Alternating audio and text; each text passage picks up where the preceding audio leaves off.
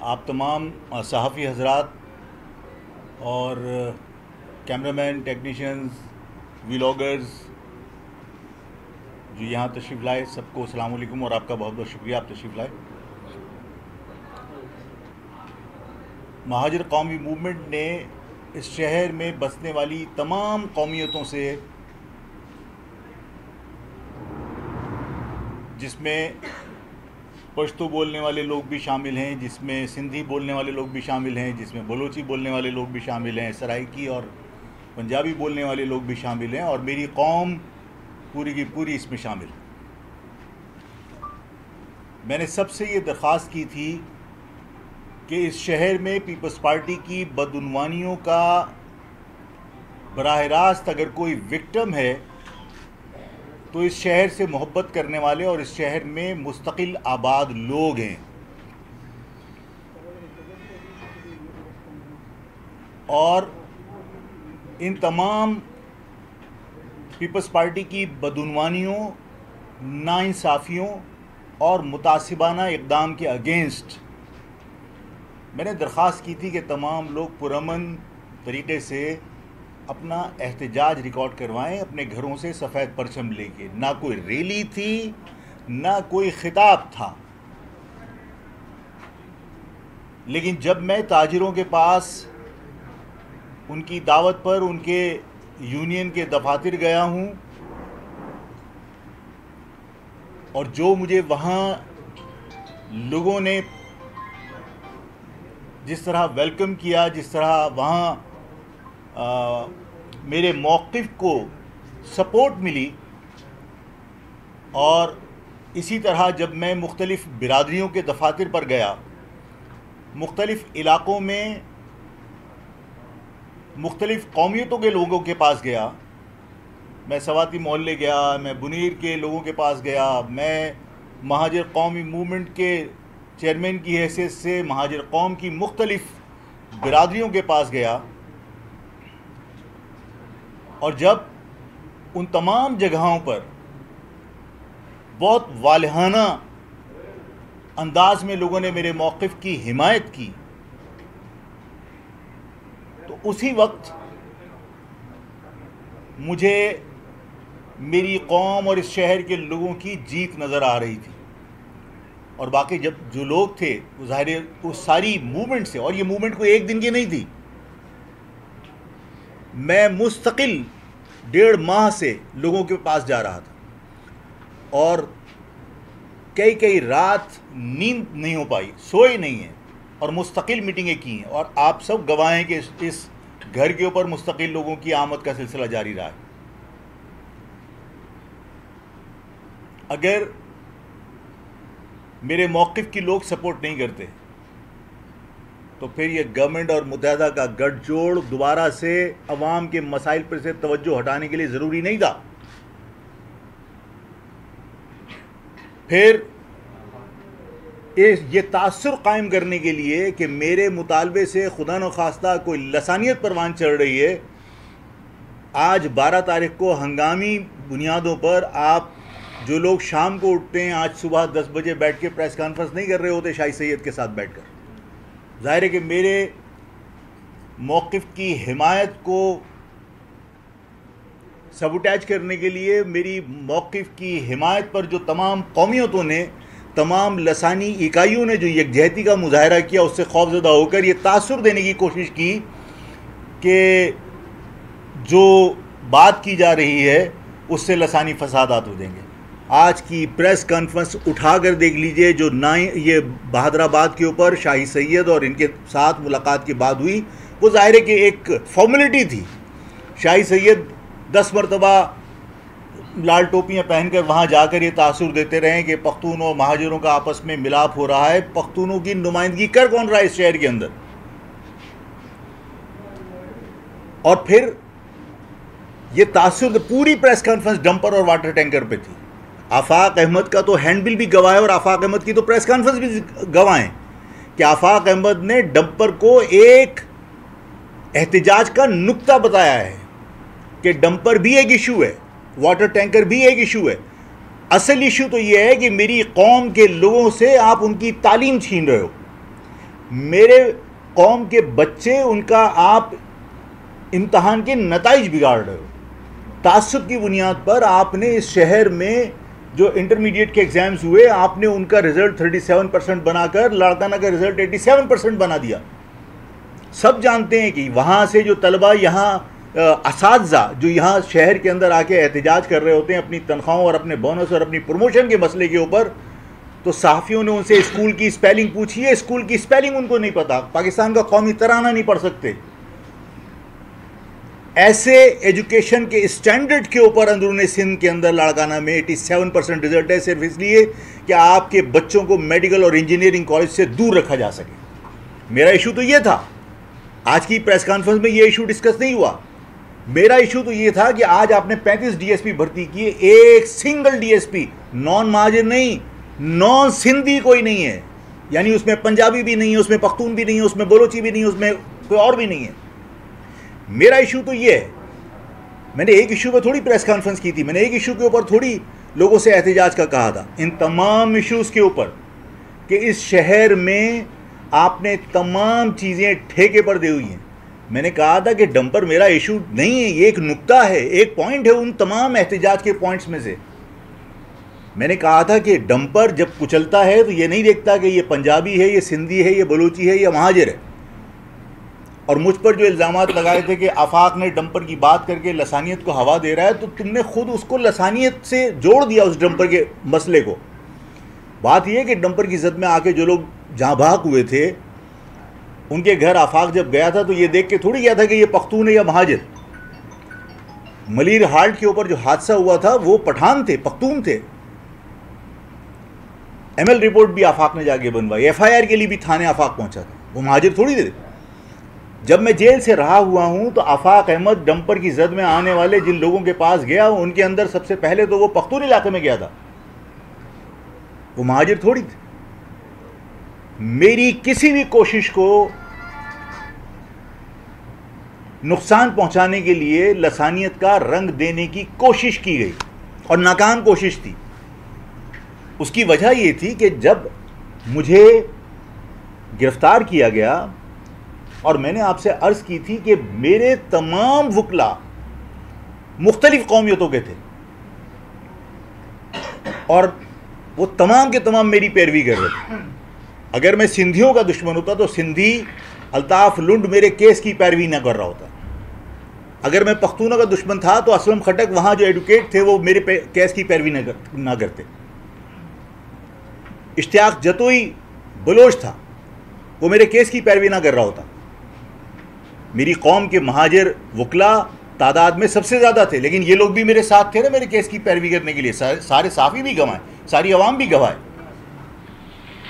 तो ये तासुर देने की कोशिश की गई कि आफाक लसानियत का वादा। लसानियत को तो आपने माशाल्लाह खुद परवान चढ़ाया और उसमें आपका अमल इंतहाई काबिल मज़म्मत और शर्मनाक है।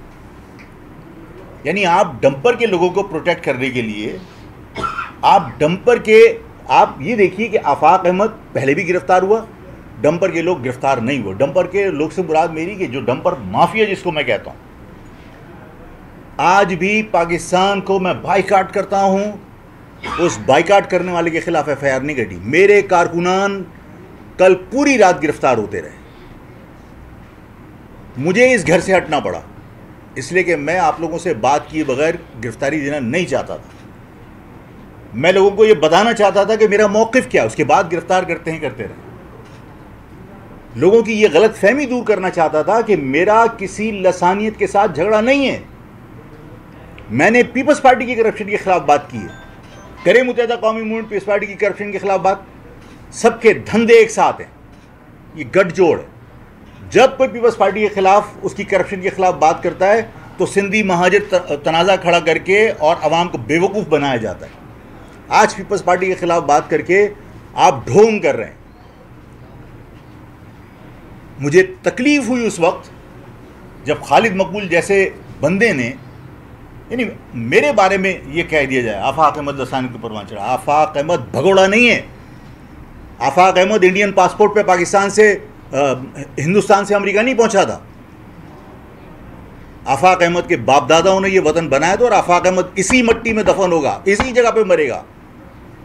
आफाक अहमद मुल्क से भागने वाला नहीं है। आफाक अहमद पे अगर कोई सवाल किसी ने किया और मैंने जवाब दिया है, उसके ऊपर बाकायदा जाके लोगों को वजाहत की जा रही है। देखा अल्ताफ़ के साथ में, अरे अल्ताफ़ से मेरा क्या ताल्लुक़ है? अगर कोई सहाफ़ी मुझसे ये क्वेश्चन करे कि भाई आपने फ़लाँ से भी की बात, फ़लाँ से भी की, क्या आप उससे करेंगे?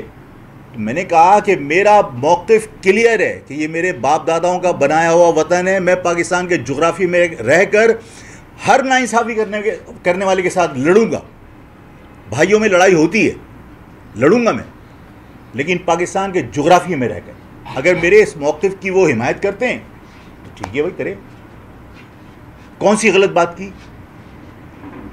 दुनिया को बताया जा रहा है आफाक अहमद और ये सब मिले। अरे तुम्हारी ऐसी की तैसी आफाक अहमद मुल्क दुश्मनों से क्यों बात करे, किसी से क्यों बात करे? अगर आफाक अहमद कह रहा है तुम पाकिस्तान के जोग्राफ़ी में रहकर हुकूक़ के हुसूल की इस जद्दोजहद को, जो मेरा मौक़िफ़ है, उसकी हिमायत करते हो, तो भाई ठीक है, करो करो। बाकायदा लोगों के अंदर प्रोपेगेंडा किया जा रहा है। इतनी जहालत है, इतना खौफ है। ज़ाहिर है कि आपकी जड़ें अवाम में नहीं बची। आप फॉर्म 47 के ज़रिए, 47 है 37 है क्या, फॉर्म 47 के ज़रिए आप असेंबलियों में पहुंचे हो। आपकी अवाम में कहीं जड़ें नहीं बची आपकी, आप अवाम में जा नहीं सकते, आप इन इश्यूज़ को एड्रेस नहीं कर रहे हो। आपको यानी आपकी अकल माऊफ हो गई अपनी नाकामी की वजह से। आपने सिर्फ एक डिस्ट्रिक्ट सेंट्रल के अंदर जो है वो क्या 144 लगाई और बाकायदा कहा कि एक सियासी जमात की रैली। अरे कल मौलाना फजलुर रहमान करेगा, वो बाहर से आके यहाँ कर सकता है, मैं अपने हुकूक के लिए रैली नहीं निकाल सकता। यहाँ जमात इस्लामी आके कश्मीर के ऊपर और गज़ा के ऊपर एहतजाज कर सकती है, मैं अपने बच्चों के कत्ल होने पर एहतजाज नहीं कर सकता। मेरे बच्चों का माशी कत्ल, मेरे बच्चों का तालीमी कत्ल मैं एहतजाज नहीं कर सकता। और उस एहतजाज को रोकने के लिए कोई और नहीं, हमारे अपने बाकायदा जा जाके घरों पे निशानदेही करके महाजिर कौम के कारकुनान को गिरफ्तार करवा रहे हैं, मुखबिर का रोल प्ले कर रहे हैं। और वो खालिद मकबूल जिसके बारे में हम समझते थे कि भाई पढ़ा लिखा है, डॉक्टर है, एक इंटेलेक्चुअल टाइप का बंदा है, खामोश तबीयत आदमी, वो जाहिल आदमी उन लोगों को जो इस पाकिस्तान के अंदर, यानी एक हदीस है कि जो शख्स रिस्क हलाल कमाने के लिए अपने ख़ानदान के लिए निकला है और रास्ते में अगर वो कहीं जहाँ बहक हो जाता है किसी हादसे में, शहादत का दर्जा होता है उसको। खालिद मकबूल कहता है कच्ची शराब पीने वाला, उसको तुम कंपनसेशन दे सकते हो, इन लोगों को कंपनसेशन कच्ची शराब पीने वालों की तरह क्यों नहीं दे सकते? कच्ची शराब पीने के मरने वाला और ये हक का हलाल की रोज़ी कमाने के लिए निकलने वाला जो हादसे में शहीद हुआ है वो बराबर है। मैं उसकी मजम्मत करता कि एक शख्स अपने बूढ़े बाप के लिए रोज़गार कमाने के लिए गया, एक शख्स अपने छोटे मासूम बच्चों की फरमाइशें पूरी करने के लिए रिस्क हलाल कमाने के लिए गया, एक शख्स अपने घर को पाल रहा है, अपने बच्चों की तालीम के लिए रिस्क हलाल के लिए निकला है, और वो उस रिस्क हलाल की तलाश में अगर रास्ते में जहाँ बहक हो जाता है किसी हादसे में, वो शहीद है। वो शहीद और कच्ची शराब पीने वाला बराबर है। मैं उसकी मजम्मत करता हूँ इस जाहिलाना गुफ्तगू की। लोग मुत्तहिदा कौमी मूवमेंट के बारे में अच्छा तासुर कायम नहीं कर सकते इन बातों के बाद, और वो जानते हैं कि आपको कराची से कोई दिलचस्पी नहीं है, इसलिए कि आपको पता है कि आप अवाम के वोटों से मुंतखब नहीं हुए। जिन लोगों ने फॉर्म 47 के जरिए आपको असेंबली में पहुंचाया है, आप उनकी मर्जी के बगैर कुछ कर नहीं सकते। इस शहर के अंदर आज आपने फॉर्म 47 वालों ने कह दिया डिस्ट्रिक्ट सेंट्रल के अंदर जो है वो कोई एहतजाज नहीं होगा। कल अगर मौलाना फजलुर रहमान एहतजाज करे तो अवाम सोचेगी कि बाहर से आके मौलाना कर सकता है इस शहर के अंदर, मैं अपने बच्चों के साथ होने वाली ज़्यादती पर एहतजाज नहीं कर सकता। यहाँ मेरे बच्चों को सड़क के ऊपर डंपर और वाटर टैंकर कुचल के चले जाते हैं और खुरच के उसको एधी और वो निकालता है छिपा वाला, हमें तकलीफ़ होती है, हम उस पर एहतजाज नहीं कर सकते। मैं लसानियत की कौन सी बात कर रहा था? अगर मैंने ये बात कही थी, उसको लसानियत का अगर कोई रंग दे रहा है तो दे। आप एक शराबी के साथ, कच्ची शराब पीने वाले के साथ रिस्क हलाल कमाने वाला जो रास्ते में शहीद हो गया, उसको उससे बराबर कर रहे हो कि कच्ची शराब पीने वाले को भी तो तुम कंपनसेशन दे रहे हो। जो लोग मरे हैं उनको भी दे दो। कच्ची शराब पीने वाला मेरे उस बुजुर्ग की बराबर हो सकता है जो अपने बच्चों के रिस्क हलाल के लिए निकला था, उस बेटे की बराबर हो सकता है जो अपने बाप के रोजगार, बाप की सहूलतों के लिए रिस्क कमाने के लिए निकला था। वो कच्ची शराब पीने वाला बराबर हो गया। मैंने ये मुतालबा किया था कि ईरान के अंदर हादसा हुआ था और ईरान के हादसे में जो लोग जाँ बहक हुए थे वो लोग जब यहाँ पहुँचे हैं, उनके पहुँचने से पहले जाँ बहक होने वालों के लिए 50-50 लाख रुपया सैंक्शन किया गया और ज़ख्मी के लिए 10-10 लाख रुपए सैंक्शन किए गए। गंबट के लोग थे और लाड़काना के लोग थे। मैंने सिर्फ ये कहा था कि मैं इसको सेक्टेरियन मैटर बनाना नहीं चाहता और उसकी दलील है मेरे पास कि ईरान में जो लोग मरे उनको 50-50 लाख रुपए दिया। गिलगित बिल्तिस्तान के अंदर भी तो शिया जो है वो मर गए थे, उनको इस सिंध गवर्नमेंट ने कितने पैसे दे दिए, दे देते इमदाद। इसका मकसद है मसला सेक्टेरियन नहीं है, मसला लसानी था कि वो लाड़काना के थे, वो गंबट के थे, 50-50 लाख रुपया दिया। इस शहर के मरने वालों को कितने पैसे मिले असेंबलियों में बैठकर, और जो लोग इस शहर के अंदर पाकिस्तान को बाइकाट, उनके साथ बैठ के नाश्ते कर रहे होते हैं, उनके साथ बैठ के अफ्तार और डिनर कर रहे होते हैं। आज करो बाइकाट उनका। ये स्टेट की जिम्मेदारी है कि जिन लोगों ने पाकिस्तान के बाइकाट की बात की है, मैंने कहा था कि कोई भी शख्स हो, चाहे वो सिंधी हो, चाहे वो महाजिर हो, चाहे वो बलोच हो, चाहे वो पंजाबी हो, हम उसके मुर्दाबाद और उसके बाइकाट सुनने के लिए नहीं पैदा हुए। ये वतन मेरे बाप दादाओं का बनाया हुआ वतन है, मुझे किसी के सर्टिफिकेट की ज़रूरत नहीं है। मैंने कहा कि मैं इसी पाकिस्तान के अंदर पैदा हुआ, इसी में मरूंगा, इसी में दफन होऊंगा। मैं अपनी ज़िंदगी बचाने के लिए बाकी लोगों की तरह यहाँ से इंडिया जाके इंडियन पासपोर्ट के ऊपर अमेरिका नहीं गया कभी। मैं आप सब लोगों से ये दरख्वास्त करना चाहता हूँ कि मेरी किसी बात को किसी के कहने पर अगर कोई एंगलिंग कर रहा है तो अपना किरदार अदा कीजिए। मैं सबको यकीन दिलाता हूँ कि मैंने, और अगर मेरा लसानी मामला होता, मेरा तसादुम का मामला होता, तो मेरे फ्लैग में और जिए महाजिर के नारे में क्या कम जान है। लोगों के खून में उबाल आता है इस परचम को देखकर और इस नारे को सुनकर। लेकिन इसके बावजूद मैंने तमाम कौमियतों को साथ लेके चलने के लिए, सिर्फ तमाम कौमियतों को लेके चलने के लिए कि मेरे इस बात से लसानियत का तासुर न चला जाए कि मैंने डंपर के ख़िलाफ़ बात की, मैंने पीपल्स पार्टी की करप्शन के ख़िलाफ़ बात की, पीपल्स पार्टी उसको सिंधी के ख़िलाफ़ बात कराना दे। इसीलिए मैंने कहा कि पीपल्स पार्टी हमारा नेचुरल अलाई नहीं है, सिंधी हमारा नेचुरल अलाई है। यही वजह थी कि मैं सिंध लॉयर फोरम के प्लेटफॉर्म पे गया और मैंने जाके उनसे पानी के मसले पर कहा कि अगर पंजाब या कोई तुम्हारे पानी पर डाका डालता है तो क्योंकि तुम हमारे नेचुरल अलाई हो, हम तुम्हारे साथ खड़े। सिंधी कौम हमारी नेचुरल अलाई है, पीपल्स पार्टी नहीं। तो पीपल्स पार्टी का जब ये तासुर के साथ हम बात कर रहे हैं कि गंबट के लोगों को क्यों दिया, मैं कहता हूँ गंबट के लोगों को अगर 50 लाख दिया उसका 49 नहीं होना चाहिए। 50 मिला है, 50 से ज़्यादा दे सकते हो तो दो, लेकिन यहाँ के लोगों को भी उसी तरह उतना ही पैसा देना चाहिए। सिर्फ ये बात थी, लेकिन लसानियत की बात की गई। मैं आज आप लोगों के सामने अवाम को मुबारकबाद देता हूँ, मैं तमाम ताजिर बिरादरी को मुबारकबाद देता हूँ, तमाम बिरादरियों को मुबारकबाद देता हूँ कि जिन्होंने 1 महीने के अंदर बाकायदा अपनी मुहिम वक्त से पहले कामयाब कर दी। और जो कुछ हुआ आपके सामने कि 6 तारीख को प्लाट भी बट रहे थे, 12 तारीख को जो है वो यकजहती के इजहार के लिए प्रेस कॉन्फ्रेंस भी हो रही है, और 12 तारीख को जो है वो किसी का वलीमा भी रख दिया गया था। ये सारे ये तो खैर बहुत पहले से डिसाइडेड था।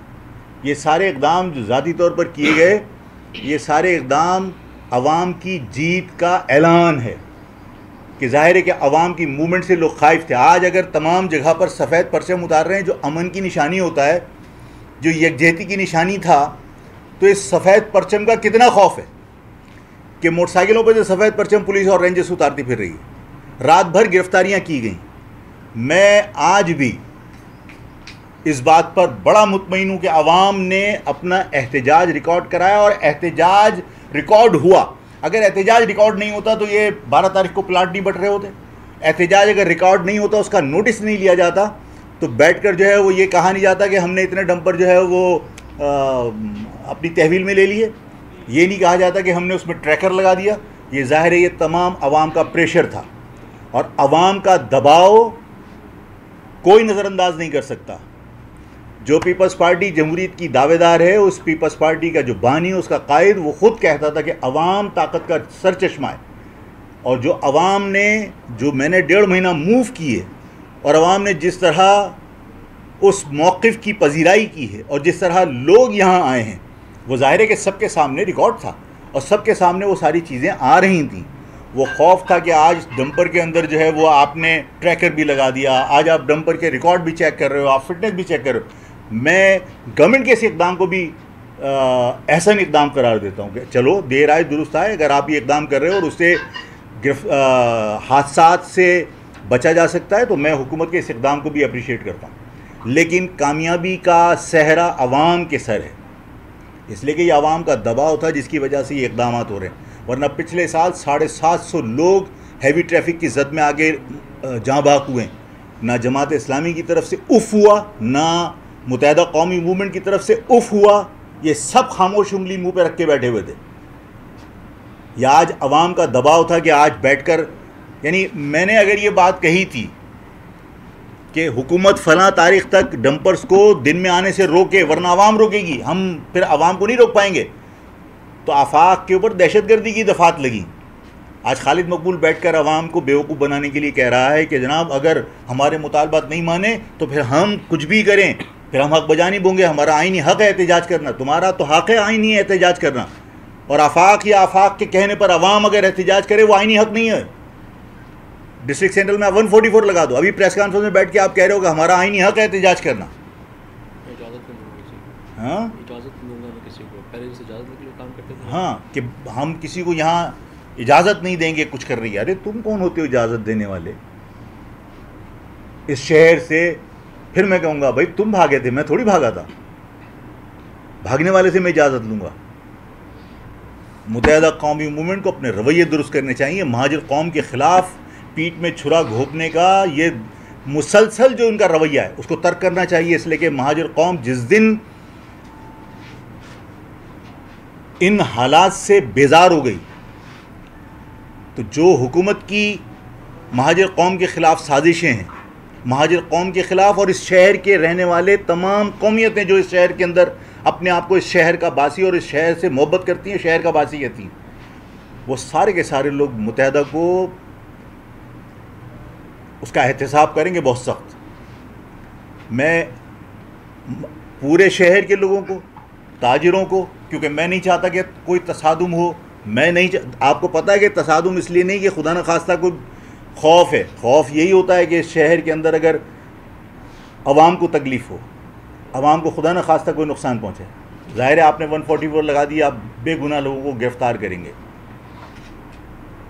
ताजिर वो ज़ाहिर है कि पीसफुल मुजाहरे के लिए आपने वादा किया और वो निकल रहे हैं, तो मैं किसी तसादुम में उनको नहीं झोंकना चाहता। मैं तमाम लोगों को ये पैगाम देना चाहता हूँ, तमाम ताजिर बिरादरी को, तमाम सिविल सोसाइटी को जिन्होंने मुझसे वादे किए थे बाहर निकलने के, और तमाम कारकुनान और अवाम को,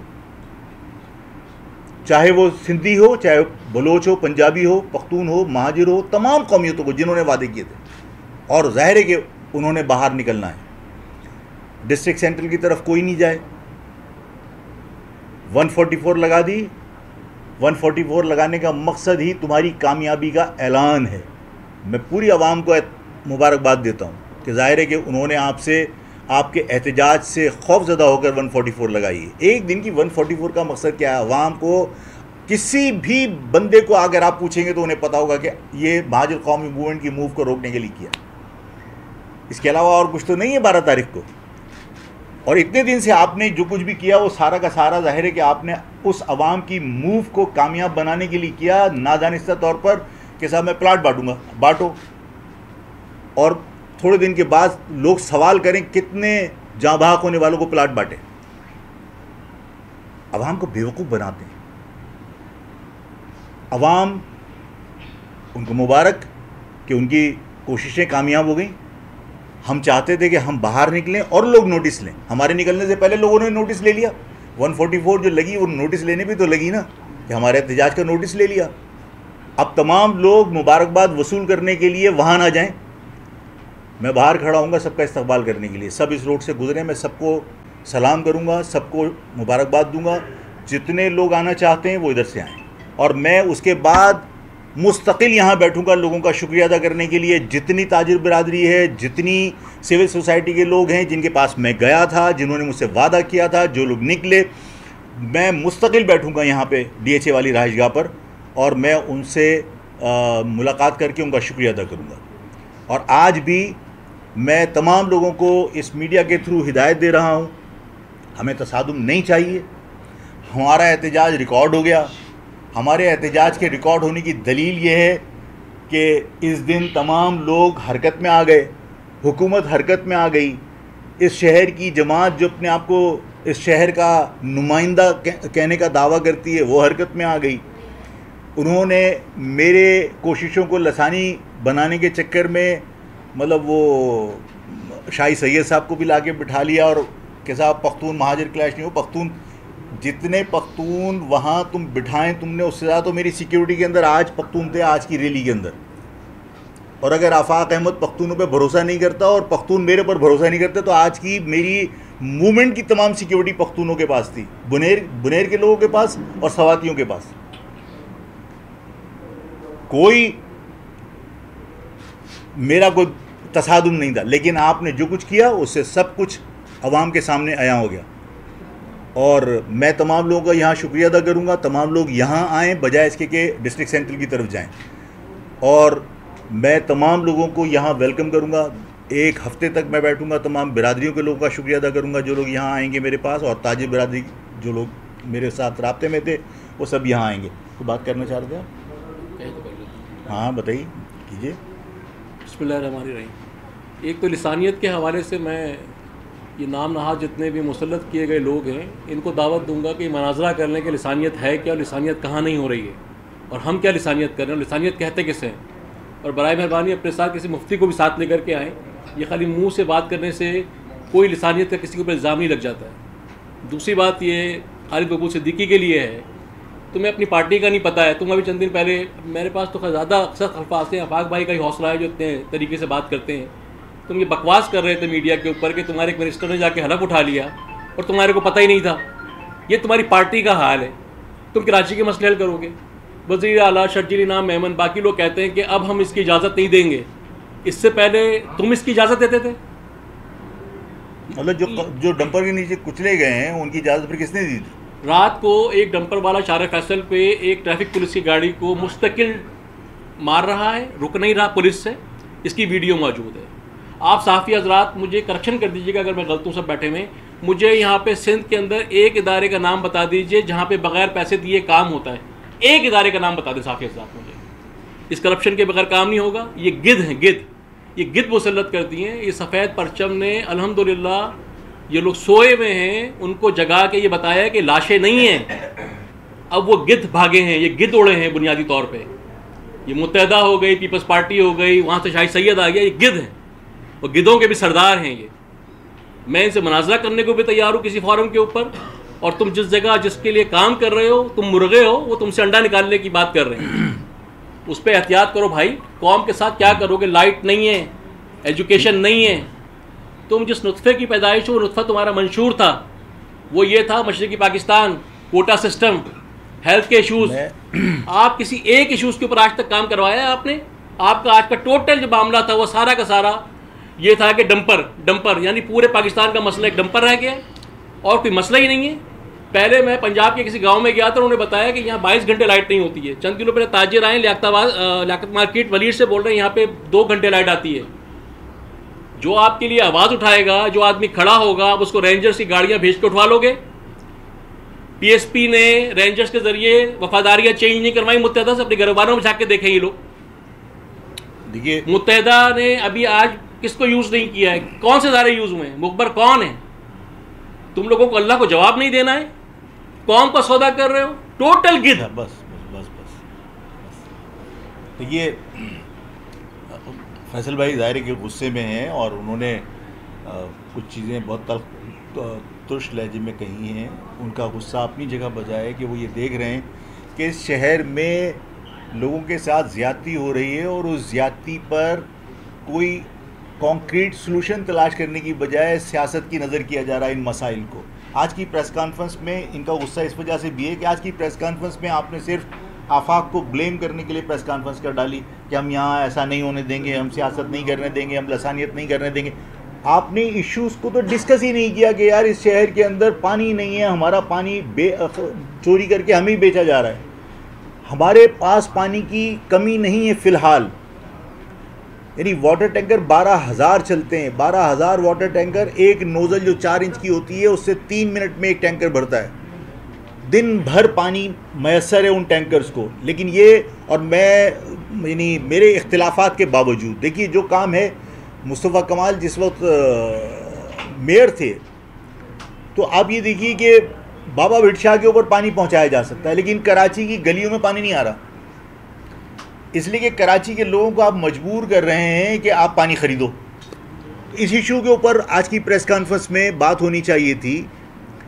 इस इश्यू के ऊपर बात नहीं अगर कर सकते थे तो भाई आप ये बात करते कि इस शहर के अंदर जो आप रोज़गार के मौके हमसे छीन रहे हैं, खुदा के वास्ते ये मत कीजिए।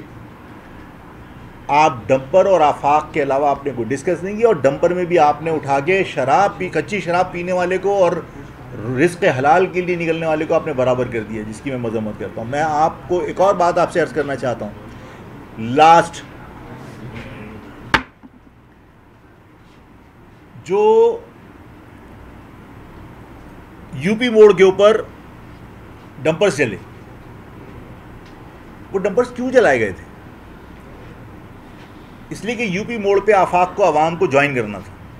तो यूपी मोड़ के ऊपर आपने ये दहशतगर्दी करके और आप लोगों को ये जवाब फराहम करना चाहते थे कि देखिए ये यहाँ पे ये हो गया और अगर आफाक आएगा तो यहाँ पर अमन व अमान का मसला है। आपने आफाक को रोकने के लिए आपने खुद लसानी फसादात कराने की नाकाम कोशिश की। मैंने पिछली मरतबा भी कहा था कि सीसीटीवी कैमरे लगे होते हैं, वो फिक्स होते हैं, लेकिन जैसे कोई चीज़ फिल्माई जाती है और फिल्मों की रिकॉर्डिंग होती है, उस तरह बाकायदा कैमरे पहले से फिक्स से एक मोटरसाइकिल जो है वो डंपर के आगे फेंकी गई, धकेली गई, और उसके बाद फिर शोर किया जा रहा था, देखो ये कुचल के भाग रहा है, देखो ये कुचल के भाग रहा है। और उसके बाद आखिर तक डंपर के पीछे लोग भागते रहे और उसकी मूवी बनती रही, और उसके बाद फिर डंपर जलना शुरू हो गए, और उसमें तमाम के तमाम लोगों की तस्वीर मौजूद थी, सर्किल करके सोशल मीडिया पे चलती रहीं, लेकिन इसके बावजूद उनको गिरफ्तार नहीं किया गया, इसलिए कि वो आफाक को रोकने के लिए किसी के कहने पर अमल किया गया था। तो जाहिर है कि जिनके कहने पर किया था वो गिरफ्तार क्यों करेंगे भाई? पीपल्स पार्टी की गवर्नमेंट उन्हें गिरफ्तार क्यों करेगी जिनके कहने पर आपने जो है वो डंपर जलाए थे? क्योंकि आपने आफाक का रास्ता रोकने की कोशिश की थी। मैं ये जो डंपर्स जले हैं इसकी शदीद अल्फाज में मजम्मत करता हूँ, और मैं मुतालबा करता हूँ कि इन सब को कैफरे किरदार तक पहुँचाने के लिए गिरफ़्तार करके आवाम के सामने पेश किया जाए, ताकि लोगों को पता चले कि मैंने डंपर के ख़िलाफ़ ये बात ज़रूर की है कि खुदा के वास्ते इन डंपर्स के ऊपर जो कवानीन लागू होते हैं उसके ऊपर अमल दरामद कराओ, इनके डॉक्यूमेंट्स चेक करो। आप ट्रैकर लगा के ड्रामा कर रहे हो, इनके तो डॉक्यूमेंट्स ही नहीं है, तो ट्रैकर लगा के आप क्या कर लेंगे भाई जब उनकी रजिस्ट्रेशन ही नहीं है? लसबेला से आप 2,000 रुपये में किसी की गाड़ी की रजिस्ट्रेशन मंगवा लीजिए, मैं यहाँ बैठ के मंगवा के दे देता हूँ आपको। नॉन कस्टम सारे के सारे जो है वो डंपर्स चल रहे हैं। तो अगर मैंने ये कहा था कि मोटर व्हीकल डिपार्टमेंट का जो स्पेसिफिकेशंस है उसके ऊपर सख्ती से अमल दरामद कीजिए, तो मैंने ये थोड़ी कहा था कि डंपर जला दो। डंपर जलाने वालों की मैं मजम्मत करता हूँ, उनको गिरफ्तार करके आप कैफरे किरदार तक पहुँचाइए, इसलिए कि मैं ये समझता हूँ कि ये सिंध गवर्नमेंट के कहने पर बाकायदा आफाक का रास्ता रोकने के लिए डंपर जलवाए गए थे मुत्तहिदा कौमी मूवमेंट से। मुत्तहिदा कौम के लोगों को इसलिए गिरफ्तार नहीं किया गया। आप सबका शुक्रिया अदा करता हूं मैं, और फिर दोबारा मैं अपनी आवाम से अपील करता हूं कि डिस्ट्रिक्ट सेंट्रल मत जाइएगा। आप कामयाब हो गए, आपका जो एहतजाज था उसी का नोटिस लेकर 144 लगाए, आप अपनी कोशिशों में कामयाब हो गए। गवर्नमेंट ने नोटिस लिया है, अगर इसके बावजूद अगर अब जो मामला गवर्नमेंट ने करने, जो उन्होंने आपके दबाव में आके स्टार्ट लिया है कि वो डंपर्स के डॉक्यूमेंट्स भी चेक कर रहे हैं, वो वाटर टैंकर्स के जो सेफ गार्ड्स होते हैं वो भी लगवा रहे हैं। अब मामलात एजुकेशन का और रोज़गार का है, उसके ऊपर भी हम बात करेंगे। और ये जद्दोजहद मुसलसल है, ये जद्दोजहद मुसलसल रुकने वाली जद्दोजहद नहीं है, और ये इंशाल्लाह जारी रहेगी। आप सबका बहुत बहुत शुक्रिया। अभी चंद घंटे कबल एक वाटर टैंकर का हादसा पेश आया है बल्दिया टाउन के अंदर, जहाँ पे 4 साल बच्चे को जो वो कुचल गया, और ये हादसा ना कहीं रोड पे पेश आया ना कहीं पेश आया, ये ग्राउंड में बच्चा गिर रहा था उसके ऊपर ये हादसा पेश आया। क्या कहेंगे सड़कों के साथ साथ अब जो वो ग्राउंड भी जो वो महफूज नहीं? देखिए, जो बात मैं कह रहा हूँ ना, जो मरने वाला है उसकी ज़बान कोई पूछ रहा है और जो मारने वाला है ना उसकी ज़बान पूछ रहा है। बात यह है कि हुकूमत की जो नेग्लिजेंस है कि आप नज़रअंदाज कर रहे हैं तमाम जो कानूनी सकम हैं या जो ख़िलाफ़ वर्जियाँ हैं, कि आप जो है वो एक क्लीनर जो है वो गाड़ी चला रहा है। फीचर कॉलोनी के अंदर जो पहले बंदा एक्सपायर हुआ था वो क्लीनर था और 17 साल का था, 18 साल भी उसके नहीं हुए कंप्लीट, उसका शनाख्ती कार्ड नहीं था, उसने गाड़ी चलाई और उसको कुचल दिया। आप जब तक सख्ती नहीं करेंगे ये मामलात होंगे। दूसरा, आपने शहर के अंदर देखा है कि आगे पुलिस की कार जो है वो डंपर को रोकने की कोशिश कर रही है, लेकिन डंपर रुकने के लिए तैयार नहीं था और वो डंपर उसको खींचता हुआ लेके जा रहा था। डंपर, अगर मैं कहता हूँ डंपर माफिया, तो लोग उसका बुरा मानते हैं। मैं कोई पठान माफिया तो नहीं कह रहा, मैं कोई सिंधी माफिया तो नहीं कह रहा, मैं कह रहा हूँ डंपर माफिया। उस डंपर माफिया को गवर्नमेंट कंट्रोल नहीं कर पा रही, इसलिए गवर्नमेंट के लोग पहले एडवांस पैसे ले चुके हैं। वो जो गुंडागर्दी करते हैं वो इसलिए करते हैं कि गवर्नमेंट के लोग एडवांस पैसे ले चुके हैं, उनको महीने के पैसे मिलते हैं, और जो उनकी एसोसिएशन है वो धड़ल्ले से कहती है कि हमने पैसे दिए, हम टैक्स देते हैं। जिसकी रजिस्ट्रेशन नहीं है, जिसका कॉन्टैक्ट कोई लीगल नहीं है, मुझे बताइए वो कौन सी जगह पर टैक्स दे रहा है? वो तुम इनकम टैक्स में तुम्हारा एनटीएन नंबर नहीं है, तुम रजिस्टर्ड नहीं हो, टैक्स नहीं पे करते, टैक्स पेयर की ऐसे से रजिस्ट्रेशन नहीं बोलता, टैक्स देते हैं। टैक्स क्या है? वो ज़ाहिर है आप जब रिश्वत दे रहे हैं उसको आप टैक्स का नाम दे रहे हैं। जब गवर्नमेंट के लोग उनसे रिश्वत ले रहे हैं तो वो धड़ल्ले से गवर्नमेंट के लोगों को भी चैलेंज कर रहे होते हैं। ये सिलसिला उस वक्त तक नहीं रुकेगा जब तक कानून पर अमल दरामद नहीं होगा। ये मेरा मुतालबा, लसानियत से इसका कोई ताल्लुक नहीं है। अब तक कितनी गिरफ्तारियां आपके कारकुनों की हो चुकी हैं और उनकी रिहाई के लिए अब आप क्या करेंगे? जाहिर है कि हमारे पास अदालत के अलावा और कौन सा रास्ता है। मैं किसी के जाके पाँव तो पकड़ने से रहा, इसलिए कि जिन लोगों ने जिसके कहने पर गिरफ्तार किया है वो कोई मेरे कहने से दरख्वास्त करने पे छोड़ नहीं देंगे। ज़ाहिर है मुझे अदालत का ही दरवाज़ा खटखटाना पड़ेगा। लेकिन इन गिरफ्तारियों से अवाम को ये पता चल गया कि भाई आपकी जो मूव थी वो अल्लाह ने कामयाब कर दी। अच्छा भाई, 2 दिन पहले ऑफिस खुलना था फेडरल एरिया में, वो नहीं खुलने दिया गया। उसी दिन मुख्तलिफ इदारों ने रिपोर्टें बना के दे दी कि तसादुम हो सकता है या वो हो सकता है। क्या उसी दिन इशारा नहीं मिल गया था कि आज का प्रोग्राम जो है वो नहीं होने देंगे? माहौल तो उन्होंने बना दिया था, क्या सूरत हालत है? देखिए, इशारा मिल जाने वाली जो बात है वो तो जाहिर है कि एक तवील अरसे से हम भुगत ही रहे ना कि भाई आप फॉर्म 47 बना के किसी को लेके असेंबली में चले जाते हो। हम तमाम मेहनत करने के बावजूद भी इलेक्शन नहीं जीत पाते। तो लोगों से मैं कहता हूँ यार, हमें लोग पसंद नहीं करते, आवाम नहीं, जो कब्रों में बैठ के फैसले करते हैं। और उनके पसंद ना करने की वजह लोगों को पता है कि जाहिर है कि हम आवाम के इश्यूज़ को डिस्कस करते हैं और आवाम के इश्यूज़ हल करना गवर्नमेंट नहीं चाहती। अच्छा बाबू, अपनी गिरफ्तारी पे जिस तरह शहर के लोग जमा हुए, एक बड़ा क्राउड जमा हो गया, क्या कराची की जो सियासी जमात है उनको खौफ तो नहीं है कि आज का प्रोग्राम होने के बाद सूरत हाल कराची की चेंज हो जाती? देखिए, प्रोग्राम तो हो गया, मतलब अब मैं इस बात में बिल्कुल मेरी कोई दो राय नहीं कि प्रोग्राम नहीं हुआ, प्रोग्राम तो हो गया। मतलब आपने डिस्ट्रिक्ट सेंट्रल के अंदर 144 लगाया, इसका मकसद है 144 के लगाने का मकसद ये कि डिस्ट्रिक्ट सेंट्रल जो है वो आपके हाथ से गया। यही खौफ था ना, डिस्ट्रिक्ट सेंट्रल अब आपके हाथ से गया, इसलिए कि डिस्ट्रिक्ट सेंट्रल के अंदर उनको पता था कि डिस्ट्रिक्ट सेंट्रल में वो लोग जो गैर फ़ाल होकर घर बैठे थे वो इस शहर के लिए एक सिंसियर जो आवाज़ किसी ने उठाई थी वो उसके साथ खड़े होने के लिए तैयार थे और वो उनके साथ खड़े हो गए, वो यहाँ आके ज्वाइनिंग दे रहे थे। उसी खौफ की वजह से तो आपने डिस्ट्रिक्ट सेंट्रल को रोका है। डिस्ट्रिक्ट सेंट्रल में तो 3 दिन से बाकायदा जो लोग यहाँ आके गए हैं और सोशल मीडिया पे उनकी तस्वीर आई हैं, उनको घरों पे जाके थ्रेट किए। तो आप ये कहें कि आपका प्रोग्राम रोक लिया, मैं कह रहा हूँ प्रोग्राम हो गया। 144 का मकसद ये कि डिस्ट्रिक्ट सेंटर आपके यहाँ से गया। तो आज जो है वो बाकायदा ऐलान कर रहे हैं कि रैली को मंसूख किया जा रहा है। नहीं, मैंने कहा है कि देखिए रैली तो थी भी नहीं, असल में ये था कि लोग घरों से सफ़ेद परचम लेके निकलें ताकि वो एक एहतजाज रिकॉर्ड कराएं। कहीं कोई खिताब नहीं था, कोई डेस्टिनेशन नहीं था कि कहीं आके एंड होगा। मैं भी निकलता तो मैं जाके लोगों को ज्वाइन कर लेता, थोड़ी देर उनके साथ मूव करता, मैं भी चला जाता। सफ़ेद परचम जो है वो एहतजाज की एक अलामत था, उस सफ़ेद परचम को लोगों से छीना जा रहा है अब डिस्ट्रिक्ट सेंट्रल में भी और तमाम जगह। जो मोटरसाइकिल पे या कार के ऊपर वाइट परचम लेके गए उनको गिरफ्तार कर लिया या उनके परचम उखाड़ के अपने पास रख लिए गए। तो प्रोग्राम तो हो गया। हम लोग अच्छा, आप ये बताइएगा कि दफ़ा 144 के बाद सूरत यहाँ पे रुक गई या कोई नए तारीख का ऐलान करेंगे आप? और नहीं, ये इसके साथ मुझे ये भी बता दीजिए कि जो आपने हादसा के बाद बाइक सवारों को 1 मीटर सफ़ेद कपड़े का कहा था कि वो अपने पास रखें, उसके पीछे क्या लाएमल है, उसको भी ज़रा वजाहत। नहीं, ये सफ़ेद कपड़ा जो 1 मीटर का कहा था वो यही एहतजाज के लिए उसको इस्तेमाल किया गया कि भाई आप सफ़ेद परचम लेके बाहर निकलें, ठीक है ना। और 144 आज लगा दी उन्होंने। 144 लगाने का मकसद ये कि वो डिस्ट्रिक्ट सेंट्रल में आपने किसी को रोका बाय फोर्स, तो ये रिकग्निशन तो है ना कि हाँ लोग डिस्ट्रिक्ट सेंट्रल से निकले, तो उनको आपने रोकने के लिए ये सब इक़दाम करने पड़े हुकूमत को। अब जो लोग निकले हैं वो ज़ाहिर है कि पार्टी का हिस्सा हैं, उन्होंने यहाँ शमूलियत इख्तियार की। अब मैं ज़ाहिर है तंजीमी स्ट्रक्चर के ऊपर काम करूँगा और डिस्ट्रिक्ट सेंट्रल में तंजीमी स्ट्रक्चर हमारा इंशाल्लाह जल्दी मुकम्मल हो जाएगा। नॉर्थ कराची में, न्यू कराची में, आपका शादमान में बहुत अच्छे साथी हैं, फेडरल एरिया में, लियाकताबाद में, नाज़माबाद में, तमाम जगह हमें लोग मिले और जो बहुत अरसे से गैर फाल थे। और ज़ाहिर APMSO के लोग हैं पुराने, बहुत सारे तंजीमी साथी हैं, तो बहुत अच्छा तंजीमी स्ट्रक्चर डिस्ट्रिक्ट सेंट्रल का बनेगा। यही खौफ था उनको ज़ाहिर है, लेकिन ये एक दिन की 144 से काम रुक तो नहीं जाएगा। तंजीमी स्ट्रक्चर भी बनेगा और इंशाअल्लाह ताला डिस्ट्रिक्ट सेंट्रल के ऑफिस की ओपनिंग भी होगी।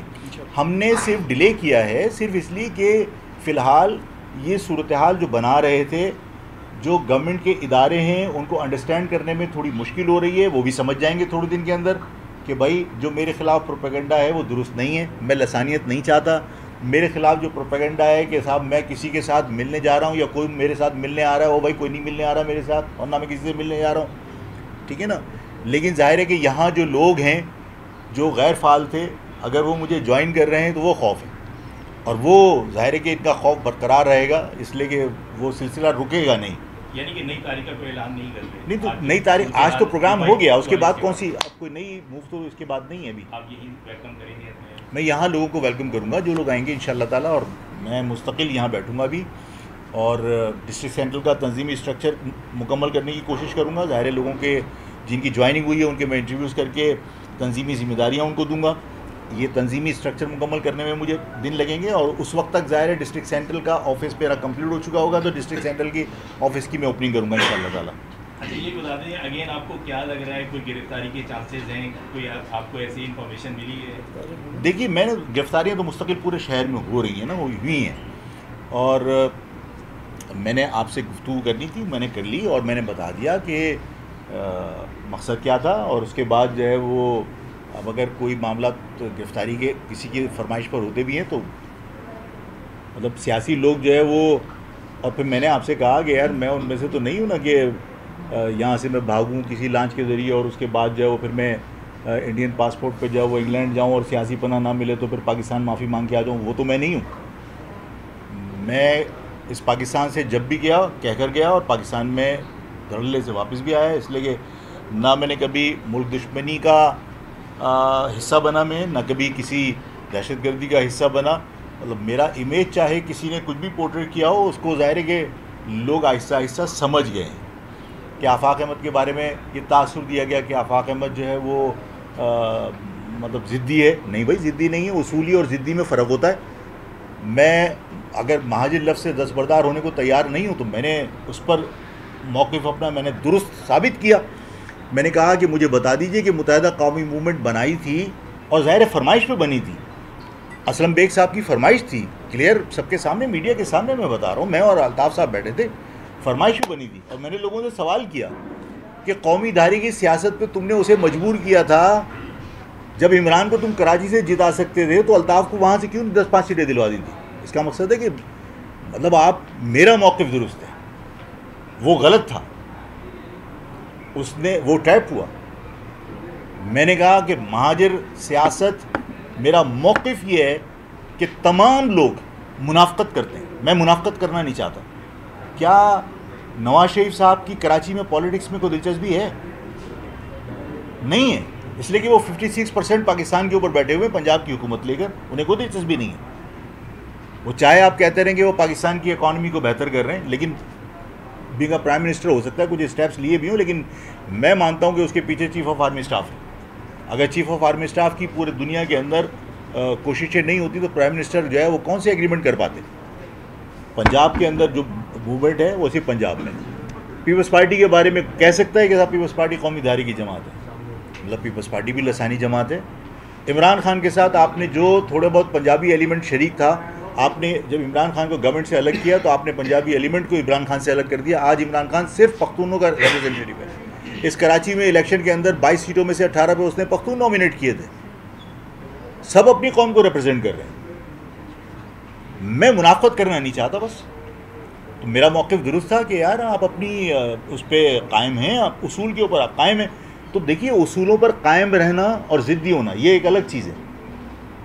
मेरे बारे में तासुर ये दे दिया ये ज़िद्दी है, और भाई ज़िद्दी नहीं है, उसूली बात है। आप या तो कन्विंस कर लीजिए, आप कायल कीजिए, आप कायल आप कोई करने को तैयार नहीं है।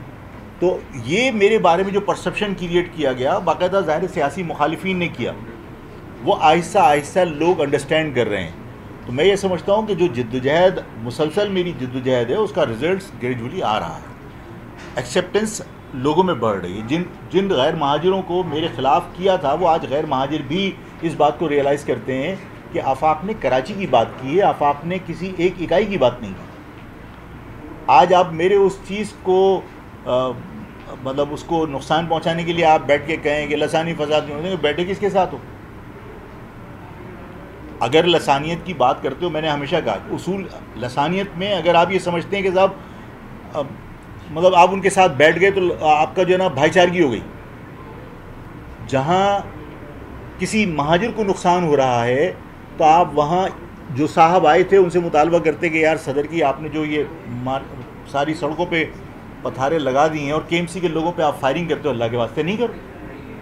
करते प्रेस कॉन्फ्रेंस बैठ के मुतालबा, वहाँ आप केएमसी के लोगों के ऊपर आपने फायरिंग कर दी, पूरा सदर आपने इंक्रोच किया हुआ। मतलब ये सिर्फ भाईचारगी है। भाईचारगी तो ये है कि आप उन लोगों का भी ख्याल करो जिन्होंने सदर की मार्केट के अंदर 5-5 करोड़ रुपए की दुकानें खरीद ली थी। आज उनके पास कोई ग्राहक जाने के लिए तैयार नहीं है, इसलिए कि वहाँ पार्किंग हो या चलने का रास्ता वो सब आपने घेरा हुआ।